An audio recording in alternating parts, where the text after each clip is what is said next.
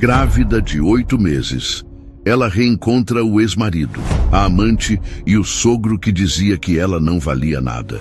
E o que acontece na vida deles, ninguém podia imaginar. O ar daquela noite de setembro carregava uma promessa de primavera que ainda não se cumprira. Um frio residual que se agarrava aos ossos e fazia Mariana apertar o casaco de lã sobre a barriga proeminente. Aos 8 meses de gestação, o mundo havia se tornado um território de pequenos esforços e grandes desconfortos.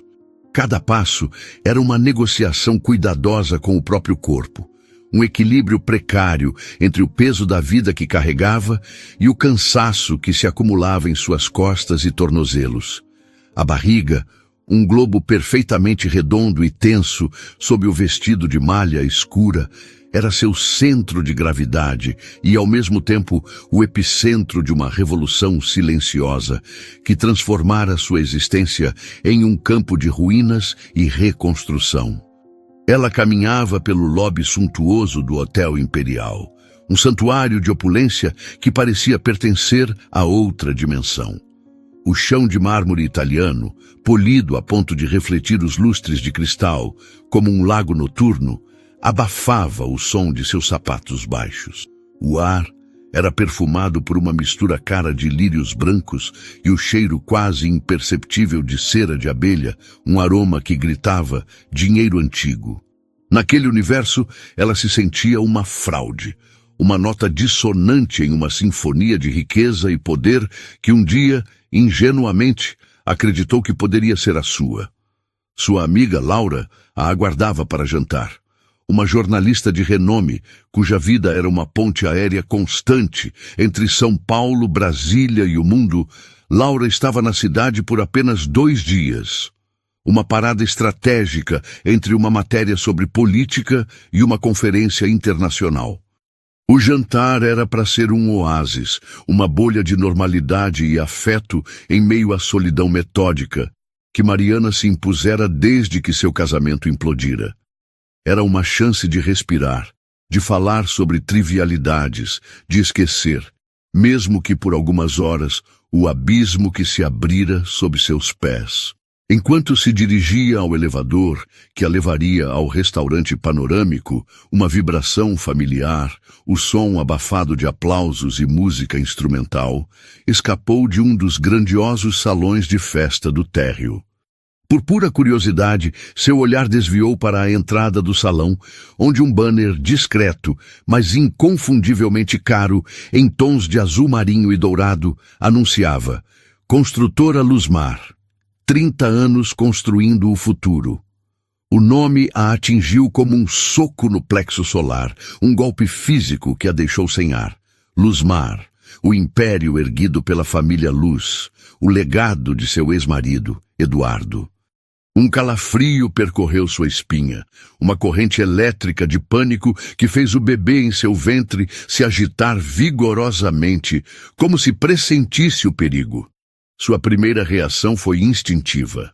Fugir, virar as costas, apressar o passo, desaparecer na multidão anônima do lobby. Mas o destino, em sua crueldade teatral, tem um senso de timing impecável.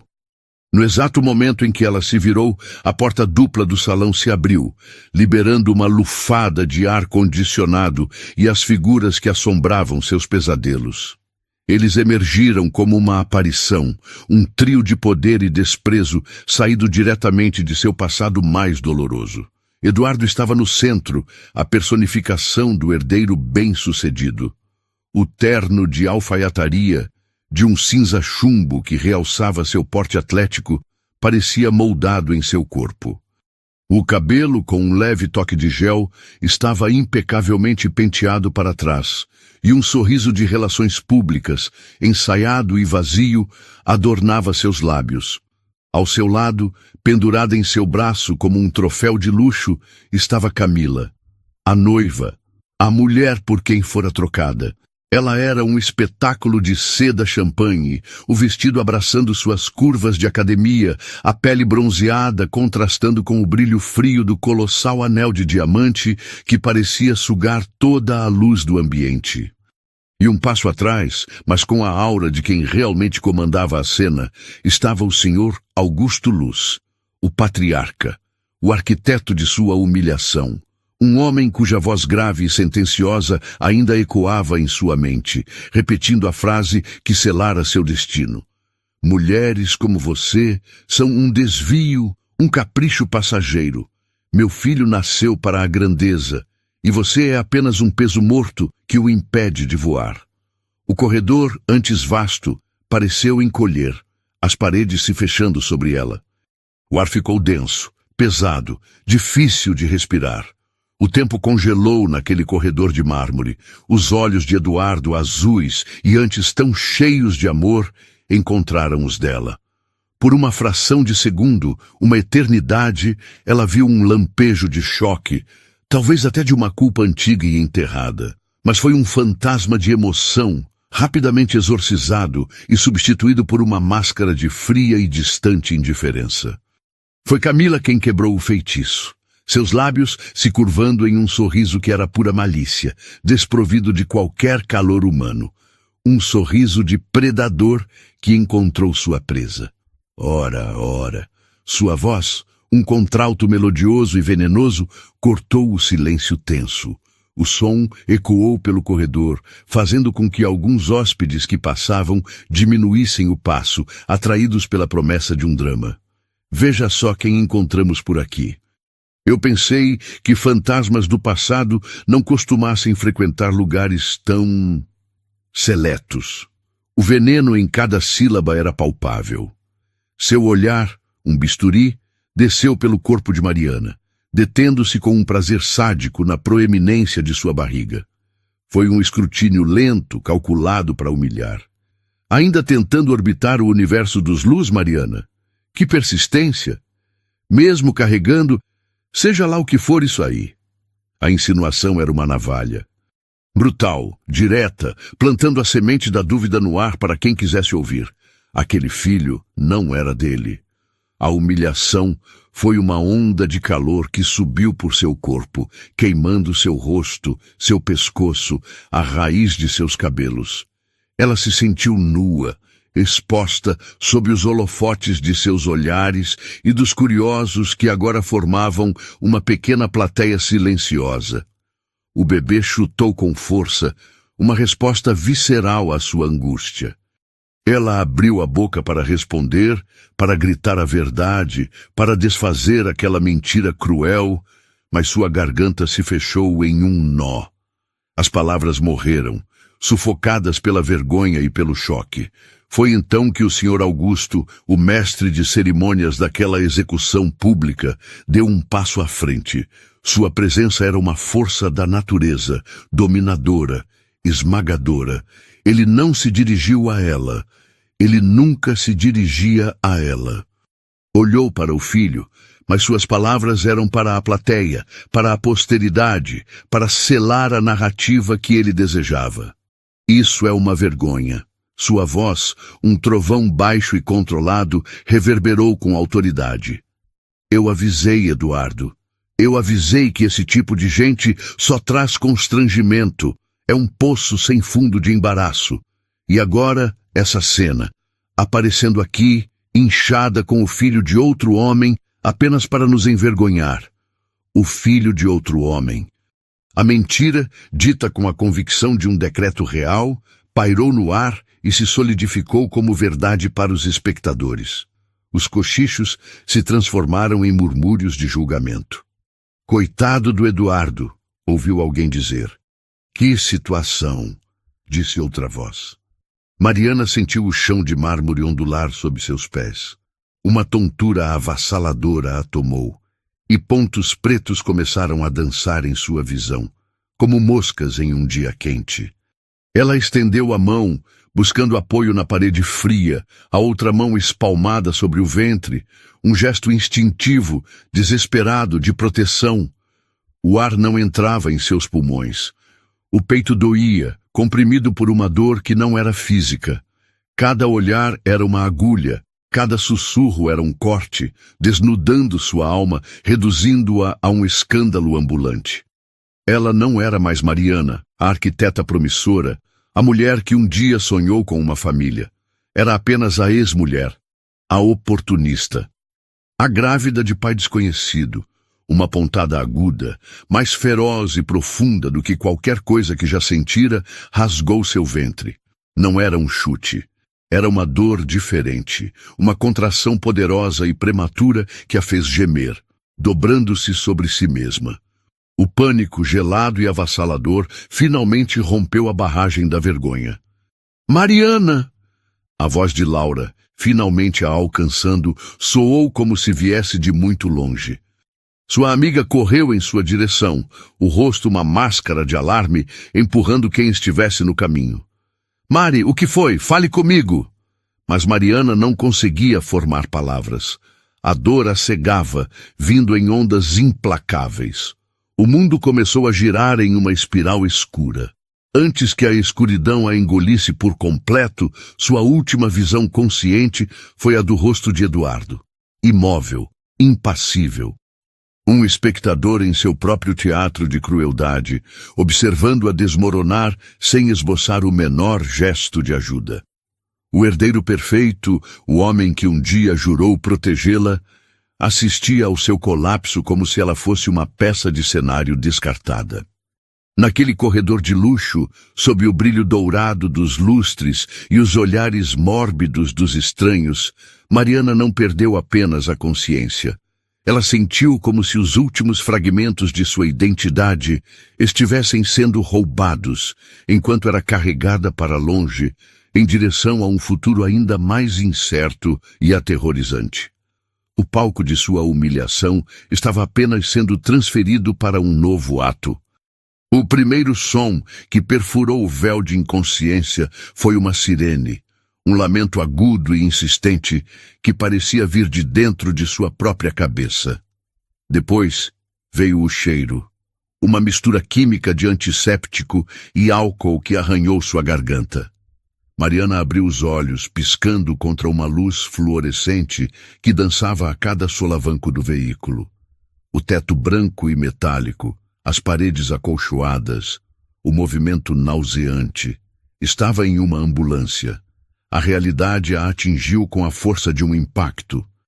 Ao seu lado, o rosto de Laura era uma mancha de preocupação, seus olhos escuros fixos nos dela.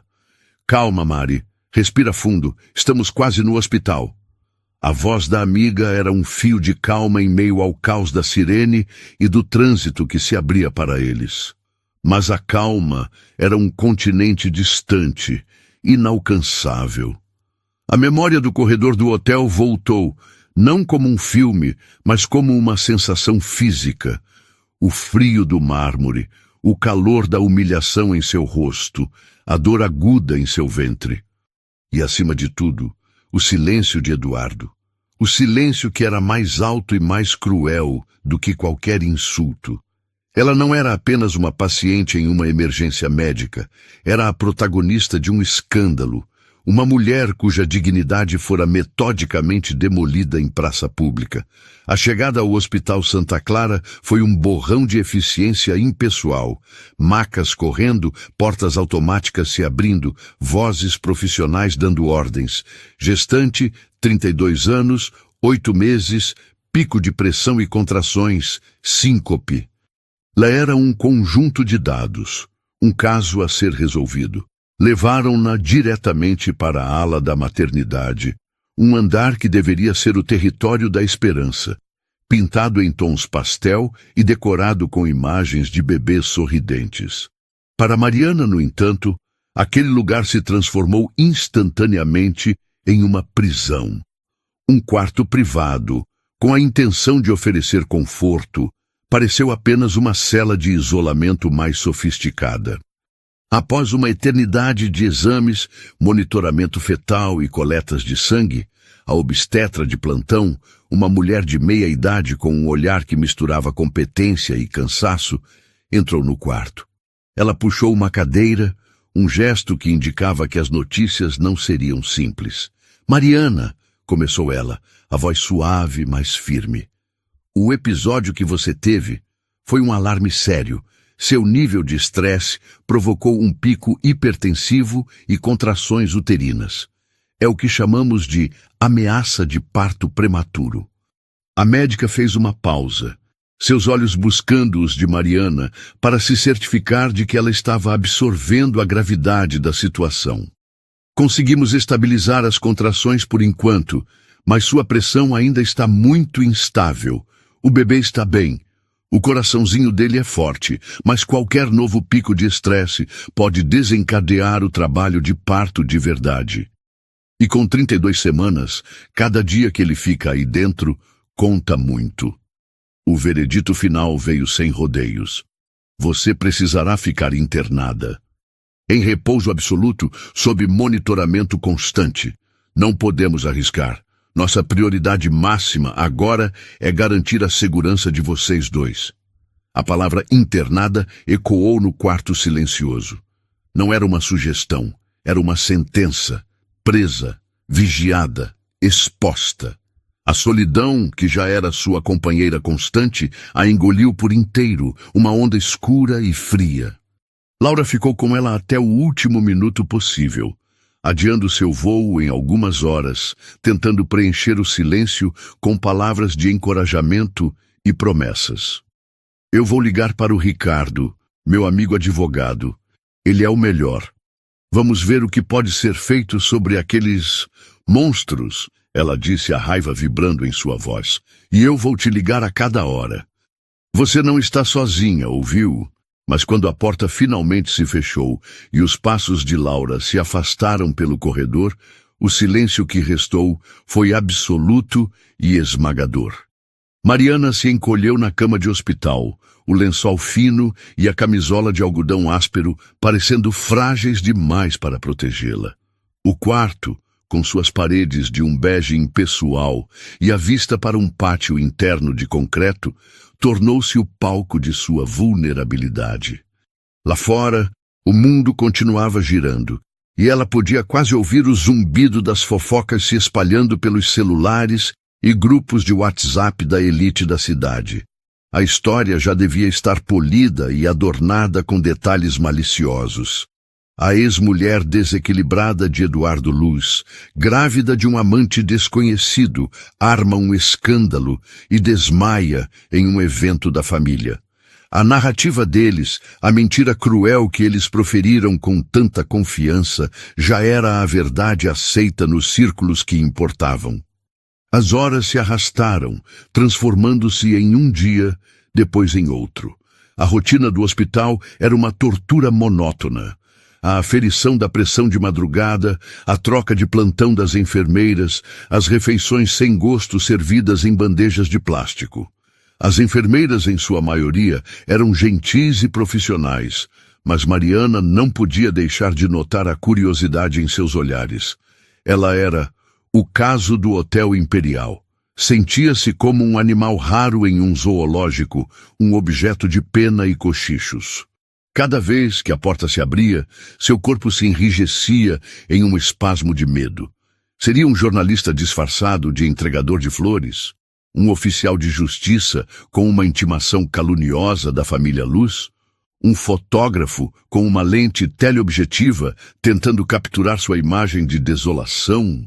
O medo a fez se isolar ainda mais. Ela mantinha a TV desligada, o celular no modo avião, a cortina da janela fechada. Não tinha forças para encarar o massacre de sua reputação, que sem dúvida estava acontecendo online.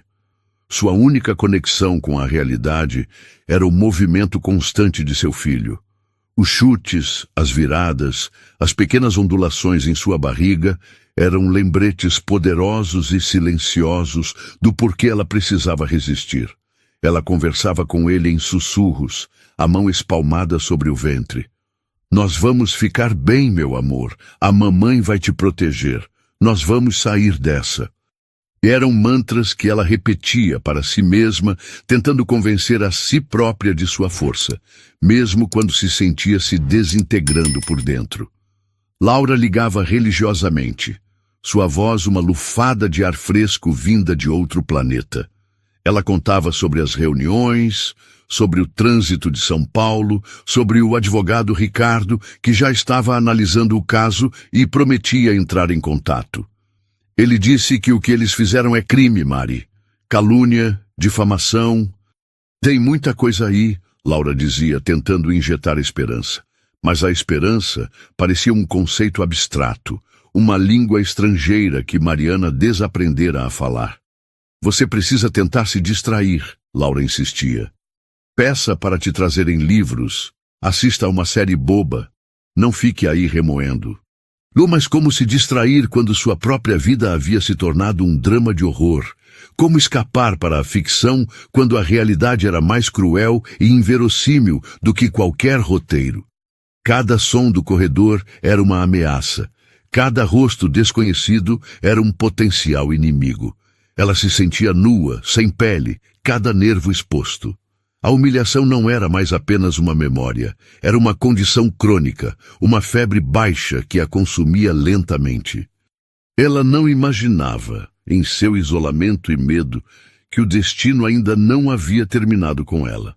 Aquele hospital, que deveria ser seu refúgio, seu santuário de cura, estava prestes a se tornar o próximo palco. E o próximo ato de sua tragédia pessoal seria ainda mais público, mais cruel e mais devastador do que o primeiro. Ela acreditava ter chegado ao fundo do poço, mas o destino estava cavando um novo andar, especialmente para ela. Na manhã do terceiro dia de internação, uma mudança sutil na atmosfera do andar despertou Mariana de seu torpor. Não era o barulho rotineiro da troca de plantão ou o tilintar do carrinho de medicamentos. Era uma agitação diferente, uma corrente de energia que subia pelos corredores, composta por vozes mais altas, passos mais apressados e um zumbido elétrico de antecipação. Ela afastou a bandeja do café da manhã intocado e aguçou os ouvidos.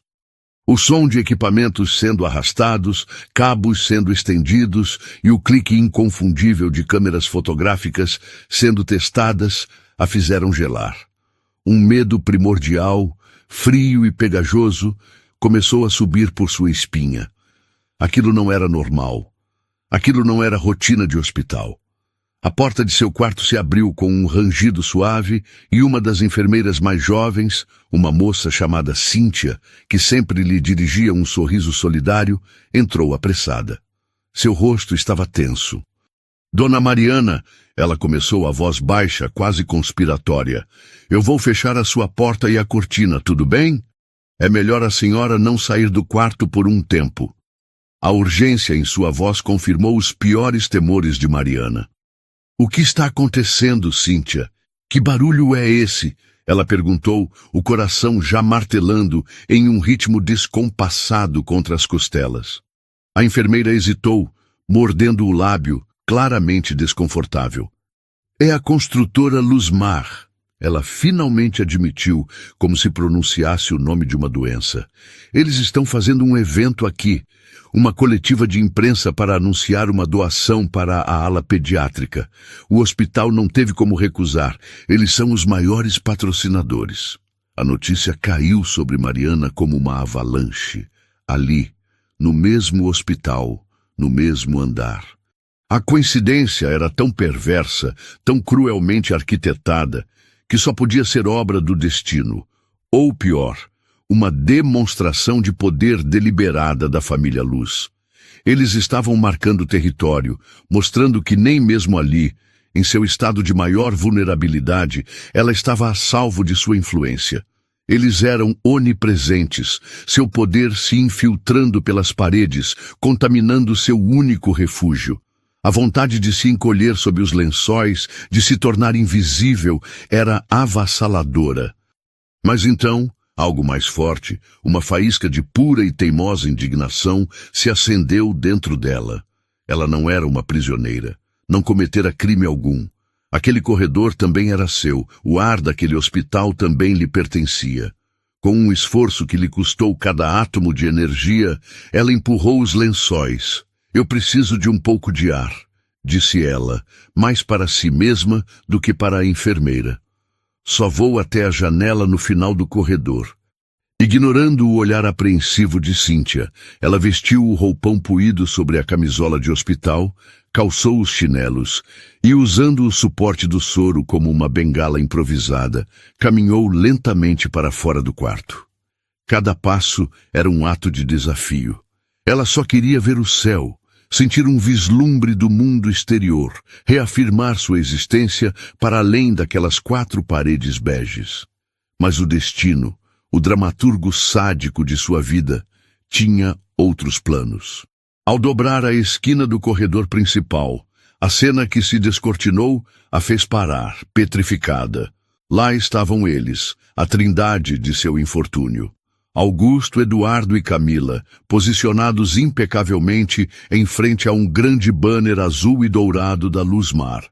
Estavam a menos de 20 metros de distância, cercados por um enxame de repórteres, fotógrafos e cinegrafistas. Augusto, com sua postura de estadista, discursava em um microfone sobre a importância da responsabilidade social, sobre o compromisso inabalável da empresa com o bem-estar da comunidade. As palavras tão nobres e ocas eram uma profanação naquele ambiente. E então, como se atraído por um imã, o olhar de falcão de Camila varreu o corredor e a encontrou. O sorriso venenoso que Mariana conhecia tão bem floresceu em seus lábios, um botão de maldade desabrochando. Com um toque sutil no braço de Eduardo, ela o fez virar. O choque inicial no rosto dele foi rapidamente substituído por uma máscara de irritação e desprezo. Camila, percebendo que a presença de Mariana havia capturado a atenção de alguns jornalistas mais atentos, viu sua oportunidade. Ela não a desperdiçaria. Dando um passo à frente, projetando a voz para que todos ouvissem, ela destilou seu veneno. Vejam só, senhoras e senhores. A nossa pequena atriz continua com seu espetáculo particular. Ela anunciou, o tom falsamente compadecido. Parece que algumas pessoas não medem esforços para conseguir 5 minutos de fama, não é mesmo? Até mesmo inventar uma gravidez de risco e se internar em um hospital para chamar atenção. A acusação era tão baixa, tão vil e desumana, que um silêncio chocado caiu sobre o grupo. O ar pareceu ser sugado dos pulmões de Mariana. Os repórteres, antes focados em Augusto, viraram-se em uníssono. As câmeras giraram, seus olhos de vidro famintos focando na figura frágil de Mariana, em seu roupão de hospital, a personificação da vulnerabilidade. O senhor Augusto, um mestre em manipular narrativas, não perdeu o ritmo. Ele viu a chance de esmagá-la de uma vez por todas, de transformá-la em uma louca aos olhos do mundo. Lamentamos profundamente por este inconveniente, ele disse, a voz grave carregada de uma falsa solenidade. Infelizmente, como todos sabem, o fim de um relacionamento pode ser difícil. Algumas pessoas têm dificuldade em aceitar a realidade e recorrem a medidas desesperadas e fantasiosas para se manterem relevantes. A mensagem era clara. Ela era uma ex-mulher desequilibrada, uma mentirosa patológica. A cena era um pesadelo surreal, sendo transmitido ao vivo. As falas cruéis, os flashes incessantes que a cegavam, os murmúrios que começavam a se espalhar entre os próprios jornalistas, alguns deles visivelmente desconfortáveis com a brutalidade do ataque público. Mariana sentiu a mesma tontura da noite do hotel, o chão de linóleo ameaçando se abrir sob seus pés. A dor, uma pontada aguda e familiar, voltou a rasgar seu ventre, um protesto de seu corpo contra a violência emocional. Ela se apoiou na parede, o rosto pálido como cera, os olhos arregalados de incredulidade e dor, as lágrimas quentes subindo, ameaçando transbordar. Ela estava no seu limite, prestes a ceder, a recuar para a escuridão de seu quarto, a se deixar ser definida por eles, a aceitar a sentença de louca que eles proferiam. O espetáculo estava quase completo, mas então uma mão segurou a sua. Firme, quente, uma âncora, era Laura. Ela não havia ido embora. Vendo a movimentação no noticiário da manhã, ela cancelara a passagem e voltara correndo para o hospital, pressentindo o perigo. Seus olhos, faiscando com uma fúria protetora, encontraram os de Mariana. Ela se inclinou, o rosto próximo ao ouvido da amiga, e sua voz foi um sussurro de aço, uma ordem que cortou a névoa de pânico e desespero. Você não pode deixar que eles falem por você. Chega de silêncio. Mari, tá na hora de contar a sua verdade. Aquelas palavras, ditas naquele exato momento de aniquilação, não foram um conselho, foram uma convocação. A verdade. A única arma que ela possuía. A única coisa que eles não podiam comprar ou distorcer. Uma força que Mariana não sabia que tinha começou a borbulhar das profundezas de sua alma. Uma amálgama de raiva justa, amor materno feroz e um desejo avassalador por dignidade. O medo não se dissipou, mas foi subjugado por algo infinitamente maior. Ela respirou fundo, o ar ainda doendo em seus pulmões, e se endireitou, sentindo a mão de Laura apertando a sua. O olhar que ela devolveu às câmeras, aos seus algozes, ao mundo, não era mais o de uma vítima acuada. Era o olhar de uma mulher que havia sido empurrada para o abismo e descobrira que podia voar. O espetáculo de humilhação da família Luz estava prestes a ter uma reviravolta que entraria para a história. O sussurro de Laura foi mais do que um encorajamento, foi a chave que destravou a jaula. Por uma fração de segundo, o universo de Mariana se contraiu e se expandiu. O barulho ensurdecedor das câmeras, os rostos cruéis de seus algozes, o frio da parede em suas costas, tudo se dissolveu em um único ponto de clareza ofuscante. A verdade. Ela a havia carregado como um fardo, um segredo vergonhoso que a isolava e a consumia. Agora, naquela fração de segundo, ela percebeu que a verdade não era um peso, era uma arma, a única que possuía, e estava carregada. Ela olhou para os rostos à sua frente, a arrogância inabalável de Augusto, a satisfação sádica de Camila e a covardia abjeta de Eduardo. Eles a haviam encurralado, julgado e condenado em um tribunal midiático, certos de sua impunidade, embriagados pelo poder que lhes permitia reescrever a realidade à sua vontade. Mas eles haviam cometido um erro de cálculo monumental. Eles haviam esquecido que quando se empurra alguém para o fundo do poço, essa pessoa pode usar o chão para pegar impulso. Com uma calma que ela não sabia possuir, Mariana soltou suavemente a mão de Laura. O tremor em seu corpo não cessou, mas agora parecia diferente, não mais de medo, mas de uma adrenalina pura e potente. Ela forçou sua coluna a se endireitar, vértebra por vértebra, um ato de desafio físico que a fez sentir-se mais alta, mais sólida. Ergueu o queixo. O roupão de hospital, antes um uniforme de paciente, de vítima, agora se transformava em seu manto de batalha. Ela deu um passo à frente, afastando-se da segurança da parede, e depois outro, movendo-se deliberadamente para o centro do corredor, para o olho do furacão. O murmúrio dos repórteres morreu na garganta, substituído por uma expectativa elétrica, palpável. Até mesmo Augusto e Camila se calaram, a surpresa e a irritação estampadas em seus rostos. Eles esperavam um colapso, uma fuga humilhada. Não estavam preparados para a resistência. Mariana não olhou para eles, ignorou-os. Seu foco estava nas lentes escuras das câmeras, nos olhos de vidro que a transmitiam para o mundo. Naquelas lentes, ela não via apenas jornalistas, via milhões de pessoas, via outras mulheres que talvez estivessem sofrendo em silêncio, via a chance de transformar sua humilhação pessoal em um grito coletivo.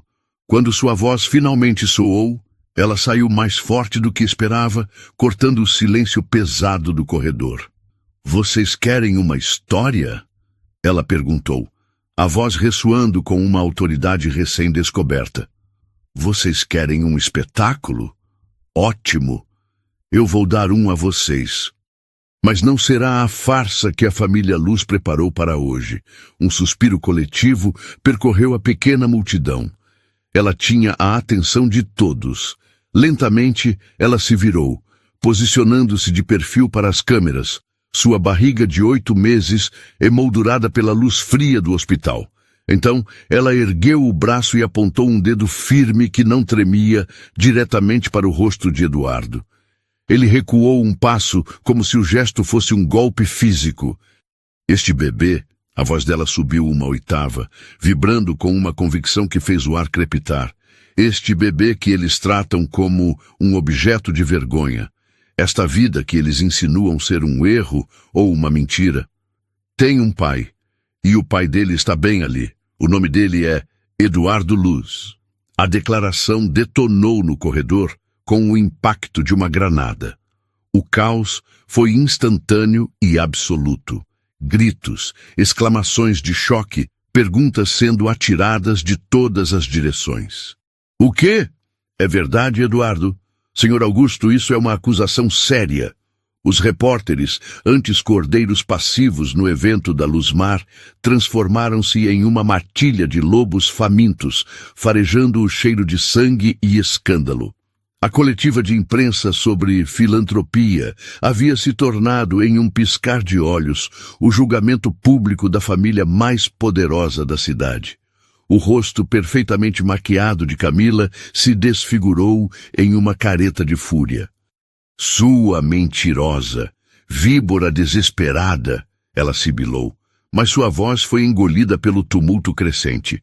O Sr. Augusto, o homem que jamais perdia a compostura, sentiu o chão sumir sob seus pés. Seu rosto passou do bronzeado ao vermelho púrpura, as veias saltando em sua têmpora como cordas prestes a arrebentar. Seguranças! Seguranças! Tirem essa mulher desequilibrada daqui agora! Ele berrou, a voz rouca de pânico e raiva.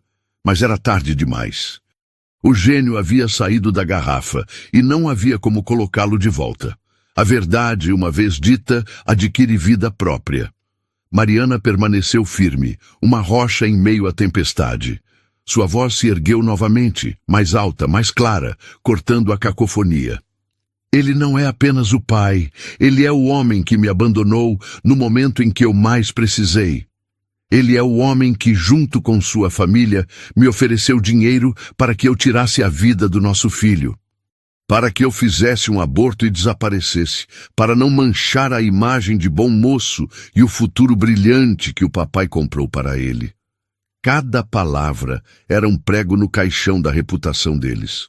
Ela fez uma pausa dramática, seus olhos cravados nos de Eduardo, que agora estava branco como a parede atrás dele, paralisado, os olhos arregalados de pânico, um ator que esquecera todas as suas falas no meio da peça. Quando eu recusei, continuou Mariana, quando eu escolhi ter o meu filho, eles declararam guerra.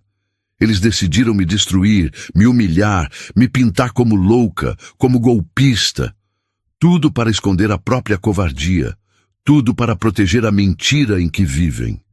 A emoção crua e a dor genuína em sua voz eram impossíveis de fabricar.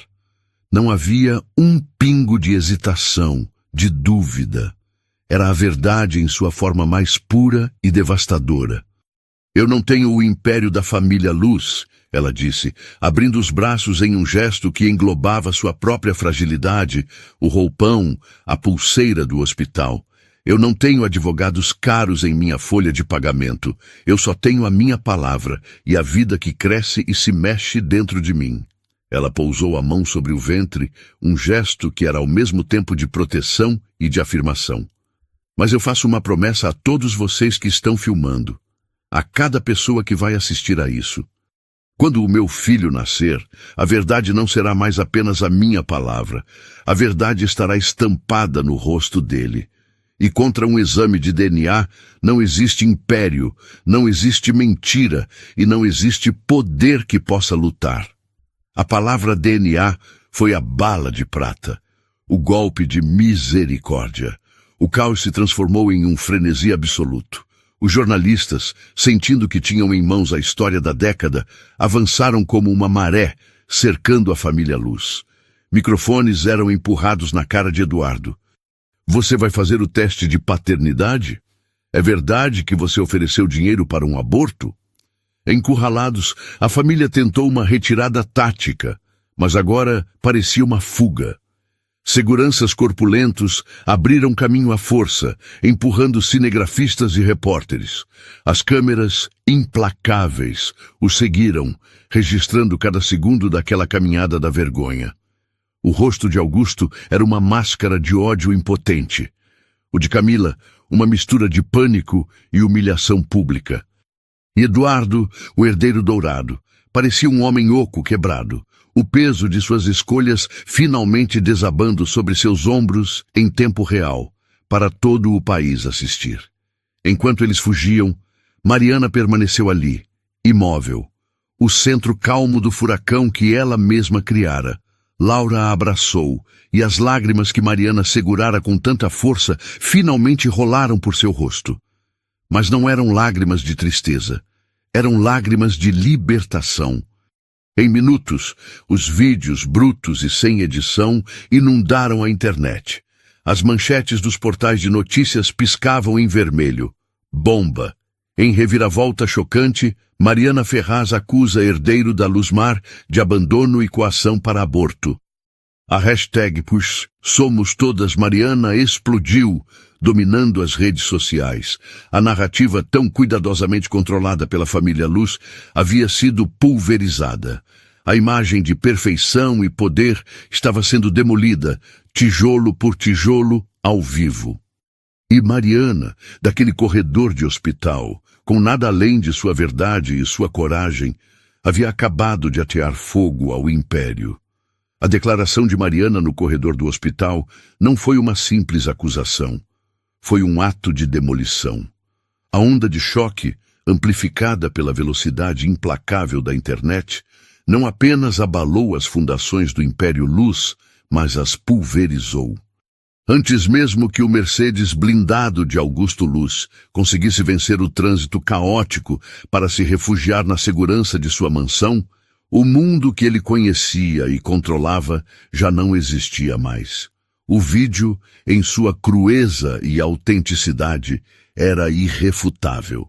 A imagem de Mariana grávida, vulnerável, mas com uma dignidade feroz, contrastava de forma devastadora com a fuga desordenada da família, com o rosto pálido e culpado de Eduardo e a fúria descontrolada de Augusto.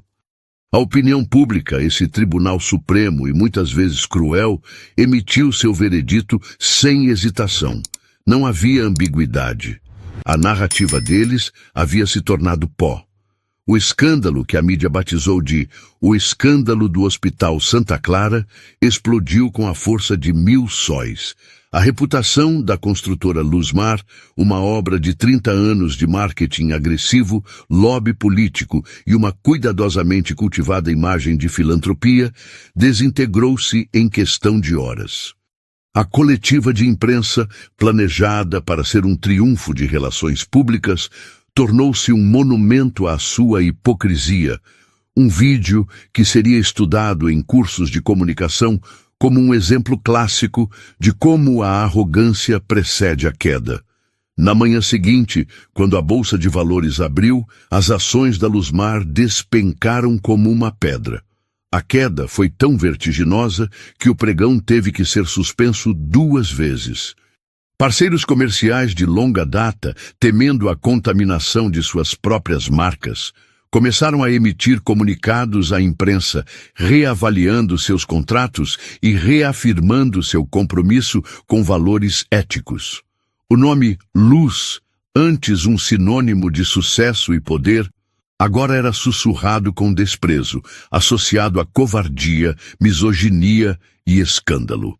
Dentro dos muros da mansão da família, o clima não era de estratégia, mas de pânico e recriminação.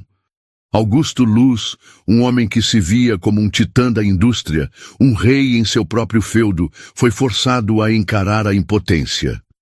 Em uma tensa videoconferência de emergência com os membros do conselho e os acionistas minoritários, os rostos que antes o olhavam com deferência e medo, agora o encaravam com uma frieza calculista. Ninguém ousou levantar a voz, mas a mensagem, entregue pelo principal advogado do grupo de investidores, foi brutal em sua polidez corporativa. Augusto, em nome da estabilidade da empresa e da proteção do capital de nossos acionistas, o Conselho sugere seu afastamento imediato da presidência. É uma medida temporária, claro, para o gerenciamento da crise. Era um eufemismo para um golpe. O rei estava sendo exilado de seu próprio castelo, deposto não por um rival à altura, mas pela mulher que ele considerava menos que nada. Para Camila, a queda foi ainda mais pessoal e talvez mais humilhante. Sua identidade era sua imagem. Sua carreira era ser vista, ser fotografada, ser invejada. Agora seu rosto estava em toda parte, mas associado às piores legendas. Os memes a retratavam como a madrasta má, a megera calculista. Vídeos antigos de sua ostentação eram reeditados com a fala cruel do hospital.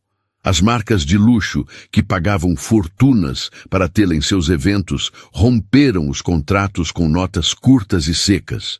Suas amigas da alta sociedade pararam de atender suas ligações. O anel de diamante, que ela antes exibia como um cetro, agora queimava em seu dedo como a marca de sua associação com o homem mais desprezado do país. Em uma noite de fúria e pânico, ela confrontou Eduardo. Não houve lágrimas, apenas um ódio gelado. Você destruiu tudo, você e sua família doente. Eu não vou afundar com este navio.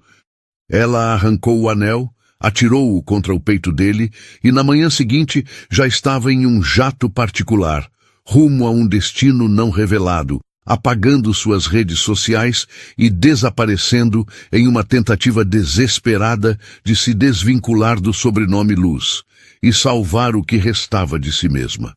Eduardo ficou para trás, um náufrago nos destroços de sua própria vida. Abandonado pela noiva, deserdado funcionalmente pelo pai e transformado em um vilão nacional. O desespero o tornou estúpido. Ele recorreu à única solução que sua mente limitada conseguia conceber: dinheiro e manipulação.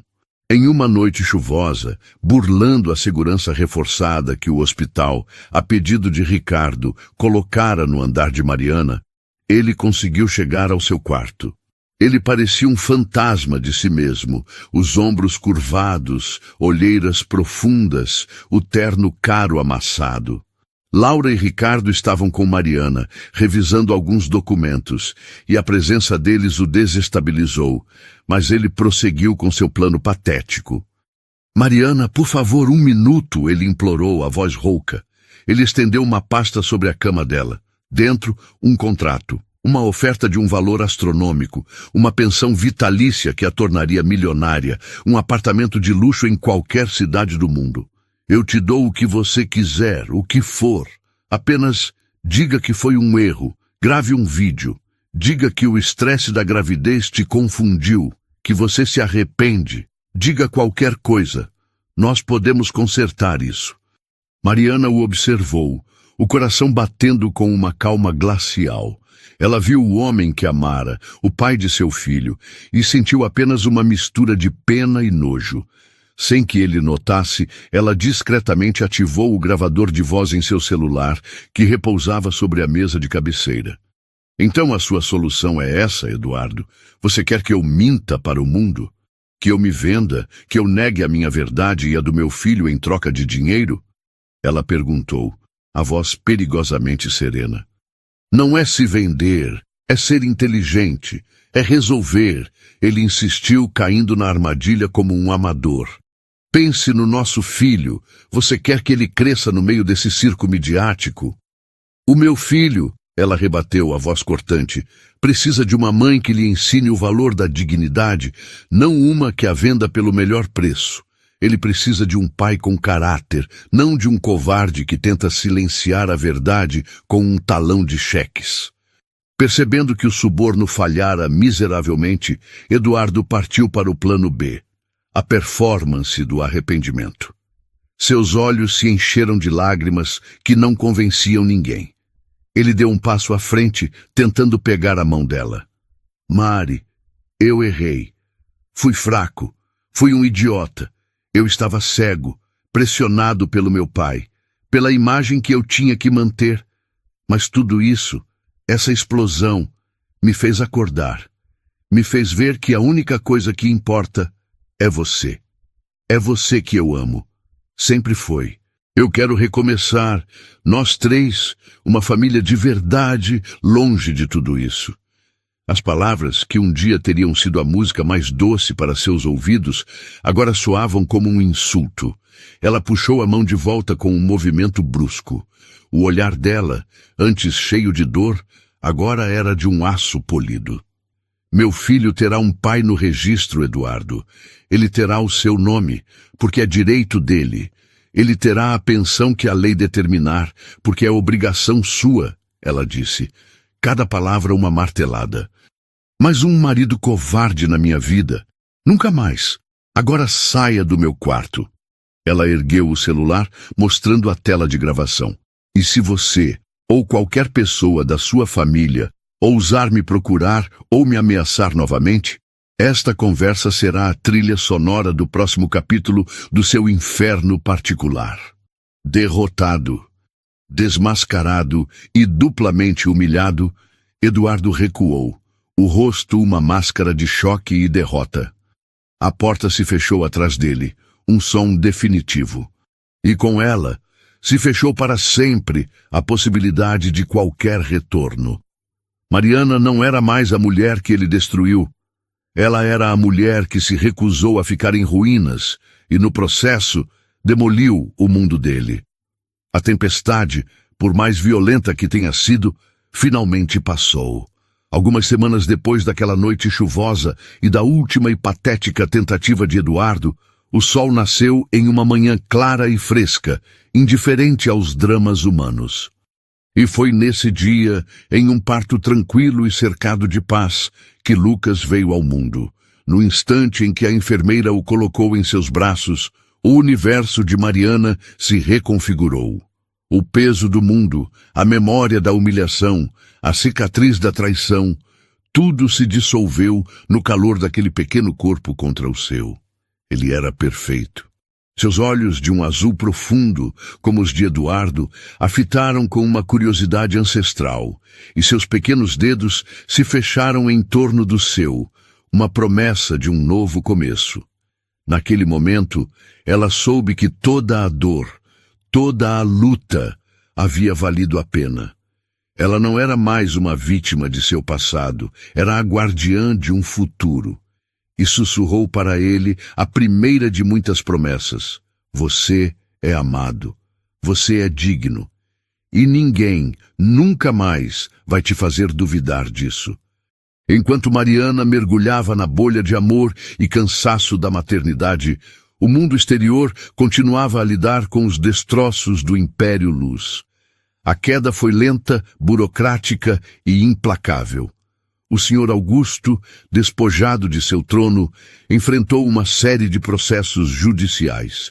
A acusação de coação e difamação, movida por Ricardo em nome de Mariana, foi apenas a primeira peça de dominó.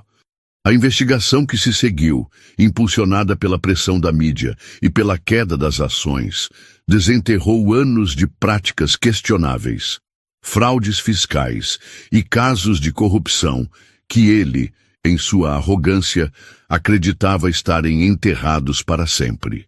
O império que ele construiu com mãos de ferro e uma moral flexível ruiu sobre seu próprio peso. Eduardo, por sua vez, tornou-se um fantasma. Despojado do sobrenome como um ativo e da herança como um direito, ele cumpriu a obrigação legal de registrar Lucas, mas o processo foi frio e intermediado por advogados. Ele era apenas um nome em um documento, uma sombra no passado de Mariana, não mais uma presença em sua vida. Mariana, no entanto, não se deleitou com a ruína deles. Sua vitória não estava na vingança, mas na libertação. E com a libertação veio um novo senso de propósito. Durante sua internação e nas semanas que se seguiram, ela foi inundada por uma avalanche de apoio. E-mails, cartas, mensagens em redes sociais de mulheres de todos os cantos do Brasil, cada uma compartilhando sua própria história de abandono, de luta silenciosa, de humilhação. Eram professoras, advogadas, donas de casa, estudantes, mulheres que, como ela, haviam sido desacreditadas e deixadas para trás.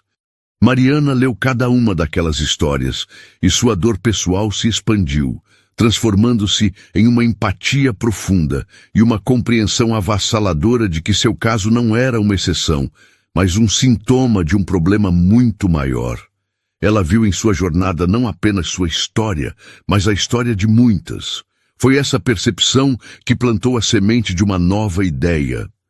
Com o apoio incansável de Laura, que usou sua rede de contatos para mobilizar recursos, e a orientação jurídica precisa de Ricardo, Mariana começou a dar forma a um sonho.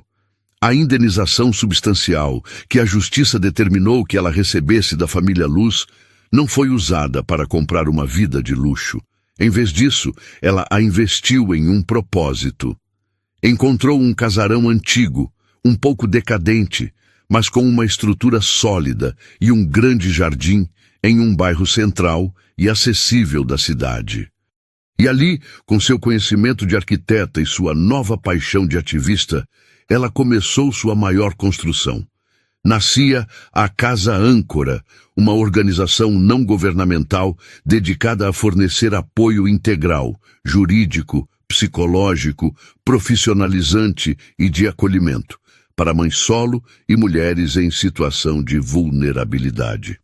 O lugar que deveria ser um símbolo de sua vitória financeira tornou-se um farol de esperança para outras. Mariana não era mais apenas a mãe do Lucas. Ela era a força motriz por trás de um movimento, trabalhando incansavelmente, muitas vezes com seu filho dormindo em um carrinho ao lado de sua mesa de projetos. Nesse processo de reconstrução, Ricardo tornou-se uma figura indispensável. O que começou como uma relação estritamente profissional evoluiu para uma amizade sólida e um apoio silencioso. Ele era o advogado implacável nos tribunais, mas era também o amigo que aparecia no final de um dia exaustivo com pizza e a desculpa de que precisava discutir um detalhe do processo. Ele não apenas revisava contratos, ele montava móveis para o berçário da Casa Âncora. Ele não apenas a aconselhava legalmente, ele a ouvia falar por horas sobre suas esperanças e medos para o projeto. Mariana, ainda cautelosa e com o coração em processo de cicatrização, não podia deixar de notar a forma como ele a olhava. Havia uma admiração profunda em seus olhos quando ela liderava uma reunião, uma ternura inegável quando ele a via ninar Lucas, um respeito genuíno por sua força e resiliência. Ele nunca forçou a barra, nunca fez um movimento que a deixasse desconfortável. Com uma inteligência emocional rara, Ricardo parecia compreender que o coração dela era um jardim que precisava de tempo para que novas flores pudessem brotar. Ele simplesmente estava lá, uma presença constante, confiável e gentil. E aos poucos, sem que ela mesma percebesse, as defesas que Mariana havia erguido ao redor de si começaram a ceder.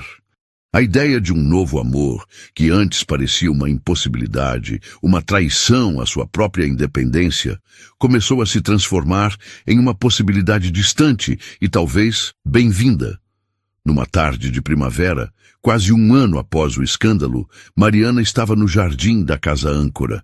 O lugar estava vibrante, cheio do som de risadas de crianças e da conversa animada de um grupo de mulheres em uma oficina de artesanato.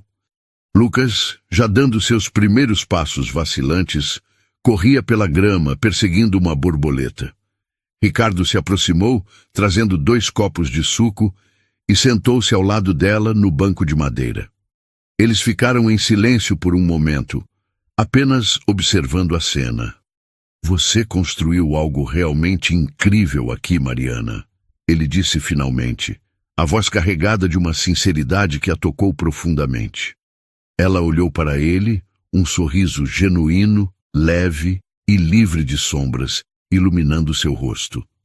Nós construímos, ela corrigiu, e no olhar que trocaram havia uma promessa silenciosa de futuros compartilhados. Naquele momento, sob o sol quente da tarde, Mariana sentiu uma paz que não conhecia há anos. Ela olhou para seu filho, para a casa que se tornara um refúgio para tantas, para o homem ao seu lado, e compreendeu a verdadeira dimensão de sua jornada. Sua dignidade não fora devolvida. Fora ela quem a reclamara. Seu valor não fora concedido. Fora ela quem o construíra. Ela não precisava do sobrenome Luz, de seu dinheiro ou de sua aprovação para ser completa. Ela era Mariana Ferraz, mãe, arquiteta, fundadora. Uma mulher inteira, dona de seu destino e autora de sua própria e luminosa história. O futuro era uma página em branco, e pela primeira vez ela sentia uma alegria imensa e serena por ser a única a segurar a caneta. E você, o que achou do desfecho da história de Mariana? Deixe sua nota de 0 a 10 para essa história aqui nos comentários. Se histórias de superação, coragem e reviravolta como essa te inspiram, então você está no lugar certo. Se inscreva agora no nosso canal e ative o sininho, porque a cada vídeo mergulhamos juntos em um novo universo de emoções. Aqui, sua presença não é só um número, é parte da nossa comunidade. Um abraço imenso e te espero na nossa próxima história.